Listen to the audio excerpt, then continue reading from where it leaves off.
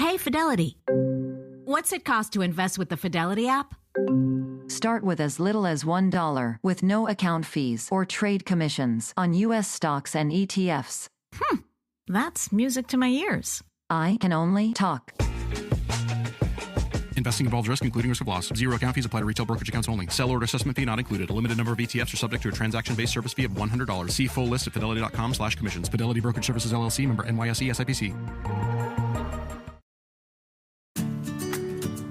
Have you ever had to put your plans on hold due to symptoms of generalized myasthenia gravis, or GMG? Like taking that weekend trip, talking with friends, or enjoying a meal. Learn about a treatment option that may help. Visit treatgmg.com to learn more. That's treatgmg.com.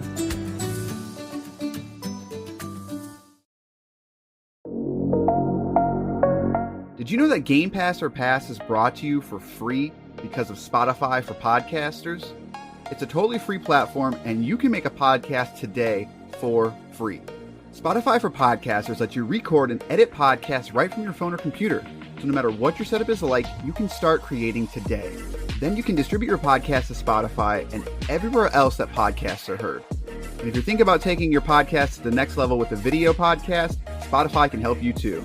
With Spotify for podcasters, you can also earn money in a variety of ways that includes ads and podcast subscriptions. So what are you waiting for? Download the Spotify for Podcasters app or go to spotify.com/podcast to get started right now.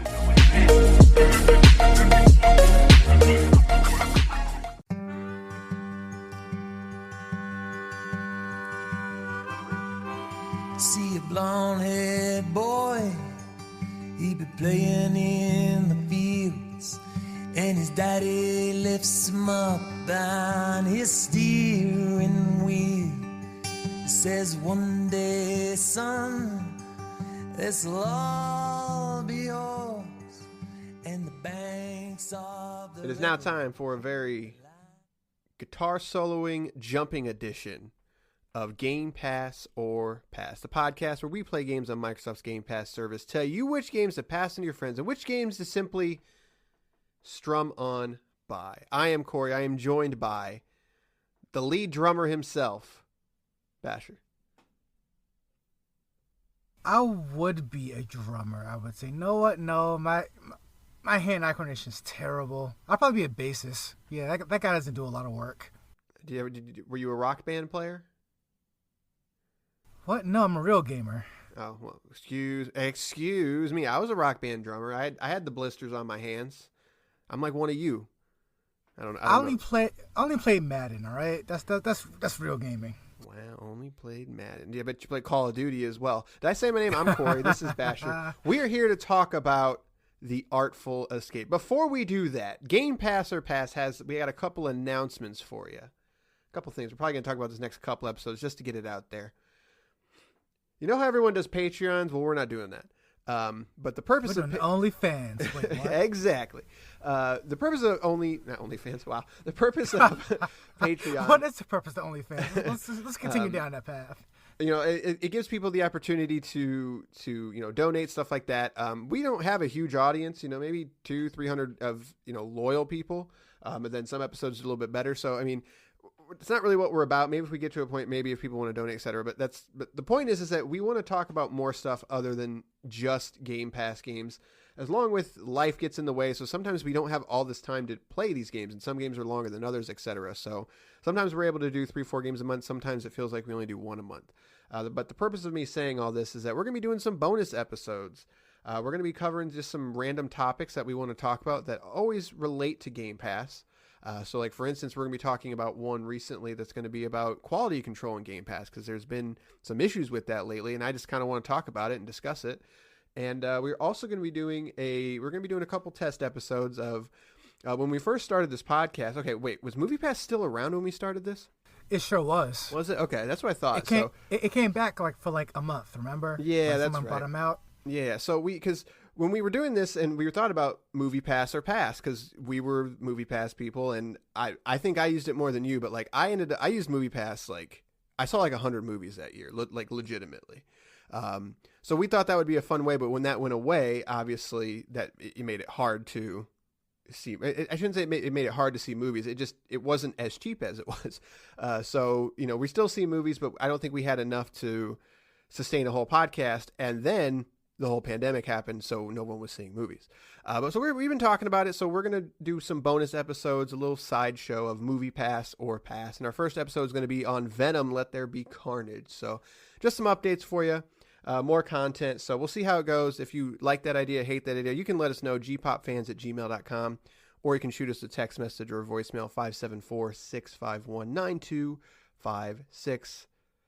But let's talk about the Artful Escape. Here's the details on this. What? Actually, before we continue on to Artful Escape, I just want to add something to the top of that. You quit. Had enough. Final. That's it, guys. All this. Now movies? Like, I got time for movies. So I just want to add on top of that, with the amount of listeners that we have, whether it grows or shrinkens or whatever, even then it's just a matter of, like, to me, I'd rather, like, I don't know how you feel about this, but I have a day job, so I'm good. I don't need the Patreon and donations and all that stuff. Like, I would much prefer if we just got more feedback in general, good, bad, neutral, whatever, suggestions, even better. So if we can definitely, like, go more that route than any other, that would be more down my alley for me. Yeah, I agree.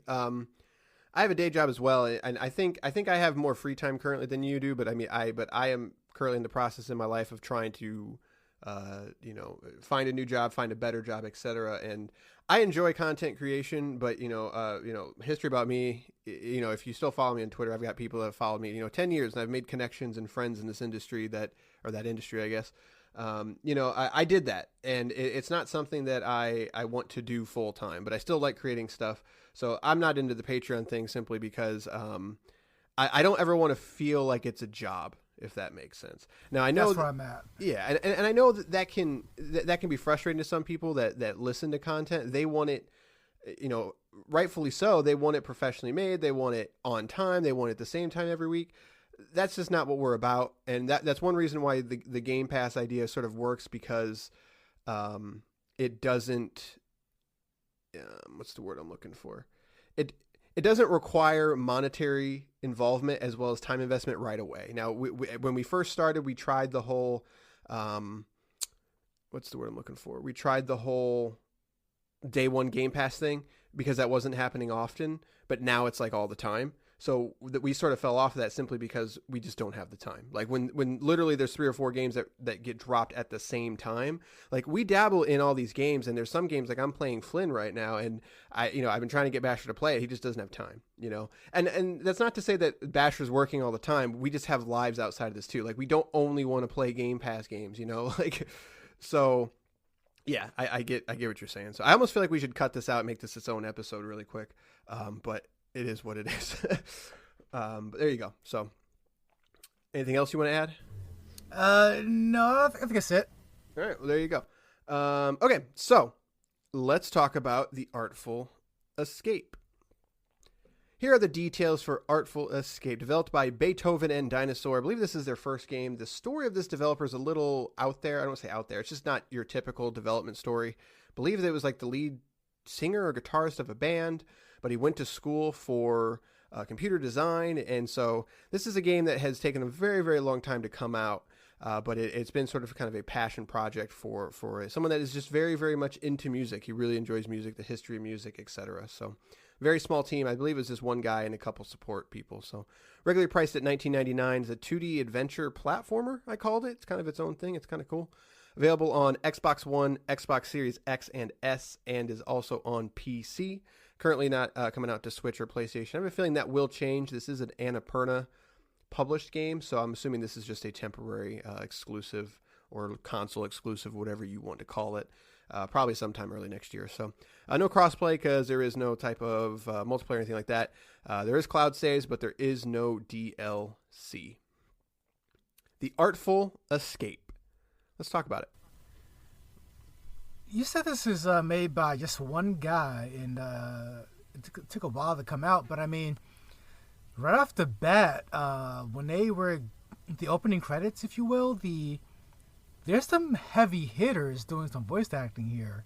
So this one guy must have some amazing connections. I think that's an Annapurna thing. Like Annapurna has really come into their own in terms of like finding their style. They also did 12 Minutes.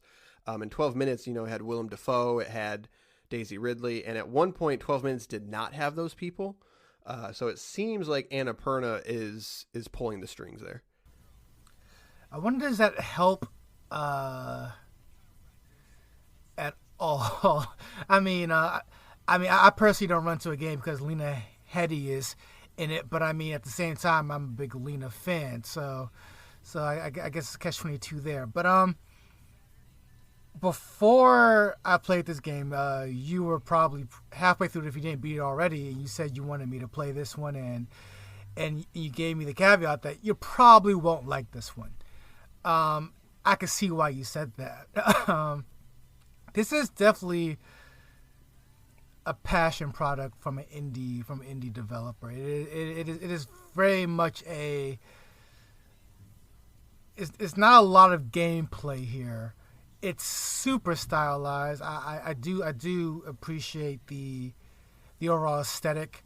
How would you describe it? It's almost like like one of the newer Paper Mario type of things where it's kind of cut out, but it's not. Kind of cel-shaded, but it's not. Like, things just really pop nicely. The colors are gorgeous. The art style is fantastic. I just really like the overall aesthetic of the game. I mean, the presentation is the thing that stands out to me. And from start to finish, really, it's like you said, it's very clearly a passion project. It's kind of hard to talk about. It's something that you really do need to see it. And Microsoft did show off this game. I think it was E3 2018. And so this game was first shown and playable, I believe, in 2017. So, I mean, they've been working on this for a very, very long time. But it's just, like you said, it's not quite paper cutout, but it's all on a 2D plane, but it has that depth to it. It's not 3D depth, but it's sometimes it has 3D depth. There's so many locations, and for the sake of story, for not spoiling the plot, I'm not going to really talk about a lot of them, but it goes many places in a good way. And there no two places look the same. It still keeps its style, but I mean, this is all about the adventure. This is about the gameplay. Quote of this game is not difficult, and it is not, but it's also not a walking simulator either. But you can't really fail either. So like, there's a lot of caveats with it. And us being gameplay first people, I'm surprised how much I enjoyed it, even though I do have issues with it. But yeah, so just, I guess that's to pick up, say like, yeah, like I think the presentation, you saying it stands out, is true, because not only did the visuals stand out, but the audio as well. It's a story about basically a guitarist that is trying to get out of the shadow of someone who is already famous. He doesn't want to perform sort of the folk music that his family is known for, and he's trying to figure out a way out of that lifestyle. And he's supposed to be playing this show, and he's kind of nervous about it because it's his first show, and so it starts very heavy-hearted, and it kind of just goes from there. I mean, I think the heart goes all the way through the game as well. I mean, I really did like the setup of the game. I mean, it's like you said, you start off as this young guitarist who is in the shadow of his uncle, his legendary folk guitarist, and within the first 5 minutes of the game, you find out what this kid can do, and he just wails on his guitar, and it really is like a gorgeous riff.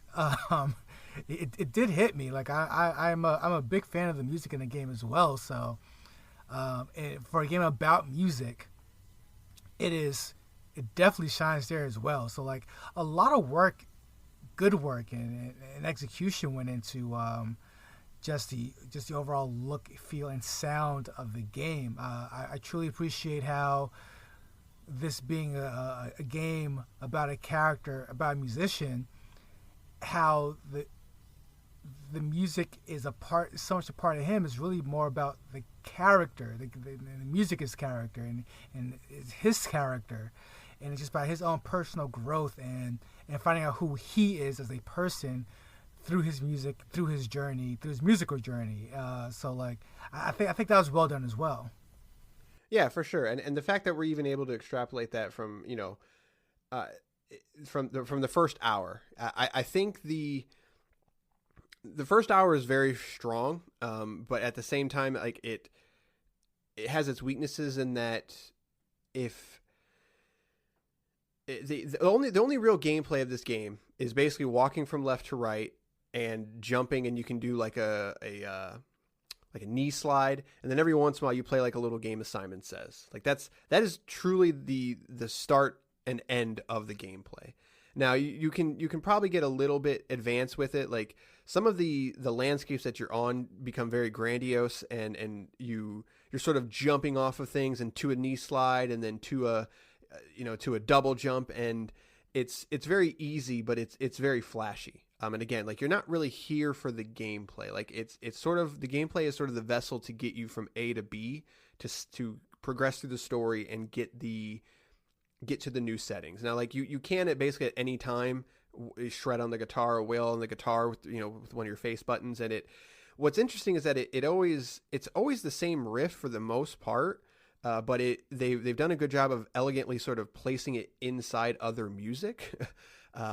And most of the music in this game is like it starts off very folky, but as he's going on his journey, it gets very electronic heavy and I don't want to say metal because that's not right, but it's not folk. How about that? That's what I'll say. And that's where this game started to lose me. Uh-oh. Once I kind of put together that these three very, very simple things is what you do for the whole game, that's when I just kind of realized that this game isn't so much of a game now, is it? And that's not to, again, I started at the top of the show with praising everything that it does well, and I stand by that. Like the things this game does well is extremely well. Like it just looks, it sounds fantastic. That said, this is still a video game. So whenever I get to a game like this genre of game, I always kind of become a little puzzled at why did they choose a video game to do this? Like this, like you mentioned how this guy, this developer, is a one-man band, and he was working on his essentially. I want to rephrase that, so because I did say that earlier, but he's not a one-man band, but he was the lead, and he does have two other people in his band working on this game, so it's not one man, it's a three-man crew. But anyways, continue. It's still not a huge amount of, not a huge team, not even a medium-sized team. It's a very, very small team. Not video game developers. They don't have a background in video games. Even more so. So like, even more so to the point that you could have made anything like that isn't how many years in the making? Like so many years to make a game that's not a game, and that just confuses me. And then as a gamer, I'm playing it like I almost, at one point I honestly had the feeling that I was going to invite a friend over for her to play it and I can just watch it, because like and that's not to say that the gameplay is bad, it's just not there. And as a gamer, that's the part that keeps me on the controller. And if it's not going to be there, then I don't need to hold this controller. I can just watch someone else do it. Yeah, I mean, I super agree with everything you're saying, and I have issues with, mainly for me, if you're not going to be a gameplay heavy thing, if you're going to take, I'm reminded of games like Oxenfree and After Party. Those are games that they don't have a lot of mechanics, but you're still moving through the world. But it is almost like a Walking Dead. But those come to mind more probably because they're 2D, and this is very much 2D. There's a lot of times that even though I'm fine with the game not being gameplay heavy, I was like, this is still too much. Like, I still need to be engaged in the game, even if it's not a game, if that makes sense. If all I'm doing is walking left and right, that's totally fine, but you need to be doing something in the world that makes that fine. With Oxenfree and something like After Party, I am moving, but you're constantly engaging me with dialogue and you're constantly engaging me with choices, so I don't feel like I'm just moving for the sake of moving, you know? Like, if Mario was just you running right the whole time with no obstacles, nobody would play it. It's very simple things like putting tubes and, a few things go a long way. And this game, like, so when I am doing the Simon Says parts and I am doing the jumping and the double jumping, like, it's fine, but I always feel like it lasts like 30 seconds to a minute too long because you're never doing anything different, but it does break it up with story elements. It breaks it up with new levels. It breaks it up with the Simon Says parts. So that's where my issue was in that, like, I super enjoyed this, but by hour, it's not very long. It's only about 4 to 5 hours, but I think this should have been a 3-hour experience and been in and out. But then it almost feels like it was purposefully elongated because it needed to be like 4 to 5 hours. And so that's when it sort of comes back to your question. It's like, how did they land on telling the story through this medium? I'm not entirely sure. I think it does work for the most part, but the game parts of it, yeah, they're not ideal. They're not stellar, but like, I truly believe if they were all just like literally like 30 seconds to a minute shorter, I would feel a lot better about it. And I think I would have had a better time ultimately. Yeah, I agree with that. I don't think it will. I don't want to make it sound like the gameplay doesn't not work. It's just you bring up After Party, and that's a good example because for me, After Party was a game that you can have gameplay through dialogue, of course. I mean, before the 3D days, I mean, even most of the 2D days, like it was just told through dialogue. Like, you can definitely, I mean, you talk to people, you talk to Mass Effect fans, and they want to pretend like the choices is the best part of the game. Wow, shots fired. Right. So, you can definitely have great gameplay, told simply through dialogue and simply through choices, simply through text and speech. And I feel like this game gave just, again, they're not gameplay developers, so I don't want to sound like I'm beating them up for it, but I feel like they just gave no real effort in putting any gameplay into the heavier parts of their game, which is really the story, the in a way the story is told. The jumping isn't. There's never really any real jumping puzzle that begs for extra attention. You know, like, it's just like, no, it's all very simple, very simplistic, and it's not bad. It's just also not engaging. That's my biggest issue with the Artful Escape. I never truly felt engaged by the game. If watching it it's gorgeous. It sounds great. Like, you can see where the love went into it. You can see that people cared about it. You can see where the care is in the game. But I just was never truly engaged by the. My pushback would be to, I don't want to say to play devil's advocate, but to sort of just I would say challenge us, whatever. Because you brought up the example of saying, like, well, I wanted to call my friend and I wanted her to play it, and that's sort of a question. It's just like, well, are we just do we play too many games? Are we even the target audience for this kind of thing? Like, is it simplistic for the sake of being simplistic, or is it simplistic to a fault? The fact that I could set the girlfriend down, or you could set your friend down, and they could play this and get through it. And I have a feeling a lot of them would be like just blown away. Like, if I had to throw a score on the game, I have a feeling their score would be significantly higher simply because it is accessible to them. I guess I don't know if that plays into this. I don't know for sure, but it sounds good. Honestly, it sounds like it could be true.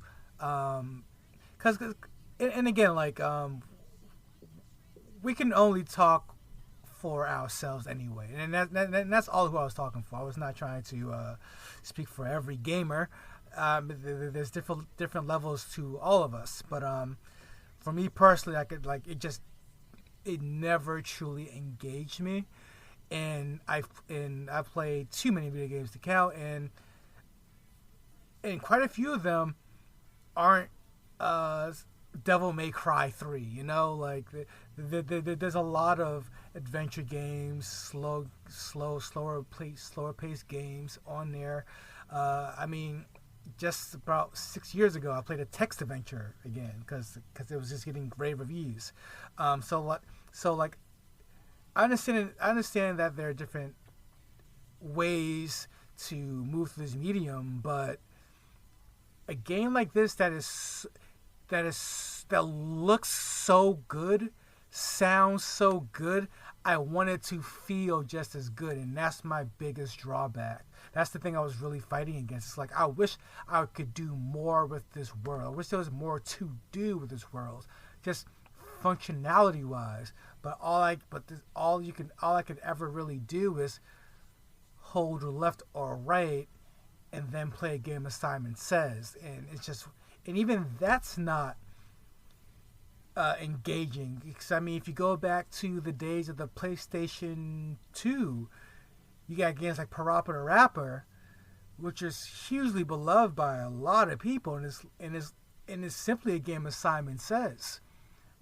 Something to that effect would have worked great for this game, but sadly for me, it's just not a lot of game. It's just not enough game there. Yeah, I agree mostly in that I was sort of waiting for the Simon Says parts to ramp up in difficulty. They never really do. From the first time you do it in front of that little fountain there to the last time, it's never that difficult. The last one, they throw more at you, but it's not like life changing or game changing, whatever you want to call it. So yeah, I think I agree in that. I think it falls short in that. I don't want to say it treats the player like they're stupid, because that's not fair, but it's definitely dumbed down. I think it's dumbed down to the point to a fault in that I understand that it really wants you to focus on what's going on around you. And I have a feeling that's sort of the design philosophy, is that we want to give you something to do, but we also want to make sure that you can see and pay attention to everything that's going on. And again, it sort of comes back to that question. It's like, well, then why did you pick this medium? It's almost, to me, it would almost make more sense to be in a TV show or something like that. But that's being hyperbolic and asking too many questions. So, but yeah, all that being said, I still think you should play it. This is one of the few games that I'm like, you know what? Even though I had issues with it, I can't really think of anything like it in a good degree. It's an experience that I super enjoyed, and while by the end of it, I was ready for it to be over simply because I wanted to get to the end of the story and I wanted to see how things would end. It wasn't enough that I ever wanted to put the controller down. This might be one of the best games that just doesn't resonate with me. To a point where I honestly, by an hour in, I was very, very bored. And I just was not enjoying my time, even though I was enjoying what I was seeing. It's a weird dichotomy to feel like I like what I'm looking at, but I just want to play it, and I'm holding a controller and I'm not playing anything, and it's just frustrating. No, but by hour 3, it was a weird feeling because, again, I was like, man, I really want to see this through, but it's almost like watching a magic show after you've seen how it's done, and then you have to keep watching it. It's just I I'm no longer bedazzled by it. Like, yes, you're very flashy and you're very cool. You're doing all these cool things, but it's like, I get it. Now just let me see the end, because I know the end. I want to see what happens. I want to see what happens to this character, kind of thing. But yeah. You know, I agree with that. I like the character. I love his motivation. It's very relatable. But just as a game, I honestly don't want to pass it along to other people. But it's not a game that I can say that because it's bad or badly made. It's just not for me. That said, I think it might. I think you brought up a good point that that might be because it's for a specific audience or someone in a specific mood. For me, if this game was 2 hours in and out, easy pass. But that 3, 4, 5 hour mark is just, I'm good. But again, I think it's just not for me, but I think it's for other people. Therefore, I agree with you. I think you should pass this on to your friends. Make sure it's that right friend too. Yeah, I would go a little bit more broad. I think in the context of if you're someone who just wants to experience something different, like I said, and I don't want to like harken that, like you've never played anything like it, like, because it's probably not entirely true, but like I've never started a game and been kind of drawn into it, and sort of as it started unfolding, I was like, this is really neat. Like I can't really point to a thing. Like the closest thing really is like an After Party. Like that's the closest thing that I can think of, but that's almost a completely different game. So yeah, I think this, and it's unique in a way that isn't offensive, I guess. Like it's not trying to do anything like gimmicky or anything like that. Like it like you said at the beginning, it knows what it's trying to do, and it gets there. I think it does suffer by just being too long, but I don't, if we were talking like this is a 10-hour game that should be 3 hours long, that'd be different. I think it's about an hour to an hour and a half too long. And right, I think that's, right. Yeah, I think that's more than forgivable. So again, it's not a 10 out of 10 by any means, but it's cool enough that I think everyone should at least give it a look-see, check it out. So, but all right, there you go. The Artful Escape. Pass it on, play it, check it out. It's on PC and Xbox. One thing I guess I should bring up, it does have Xbox Series X and S support, but hopefully it gets patched, because I did suffer frame rate drops on the X even. So I'm curious how it runs on the S and the Xbox One. But nothing to the point of it was game breaking, but I definitely noticed it here and there. So, but all right, that is going to do it for this episode. We played some other games. We've been playing Halo 3 ODST. We're going to talk about that soon. We played Myst. We played Skatebird. We played, what's the other one? There's one more. What am I forgetting? Scarlet something? Scarlet Nexus. You played Scarlet Nexus. I have not gotten to it yet. And over the past couple days, a little game called The Avengers dropped on Game Pass. Oh, that's right. Yeah.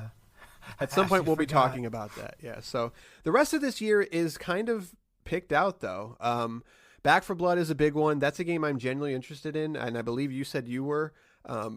We had already decided we're going to be playing that. So between that, Halo, Forza Horizon 5, we got Halo 3 ODST, Halo 4, Halo 5, and then Halo Infinite launch.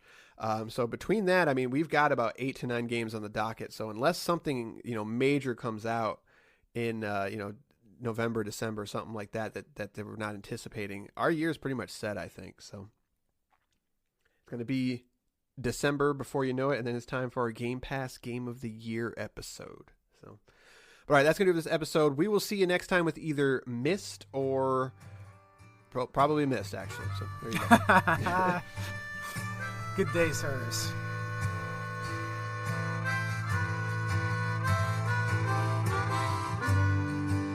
Sitting here watching the rain fall upon the morning.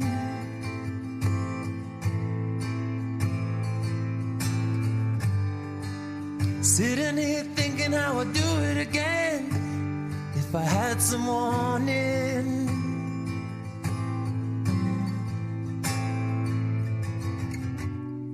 And I watched the whole thing burn.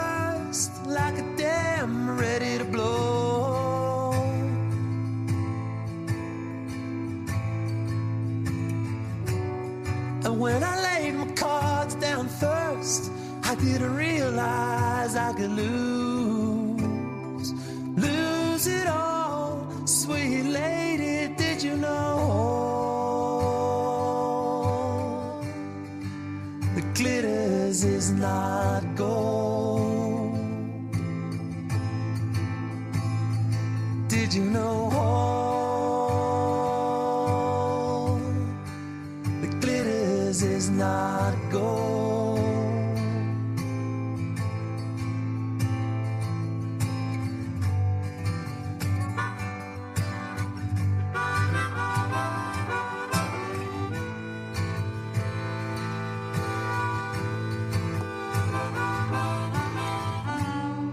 I saw a photograph of you.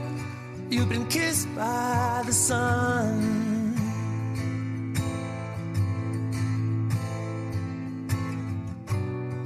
Did you find that Hollywood dream? Are you thinking about back home? Sweet lady, did you find that home? The glitters is not gold.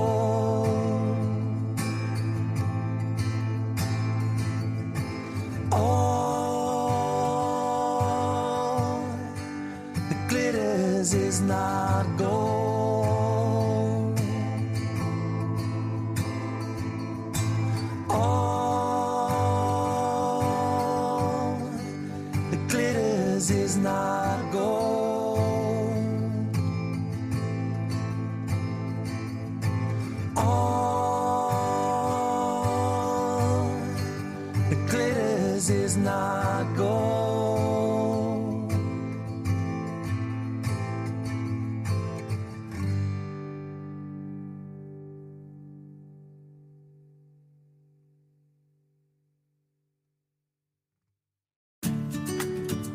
Have you ever had to put your plans on hold due to symptoms of generalized myasthenia gravis, or GMG?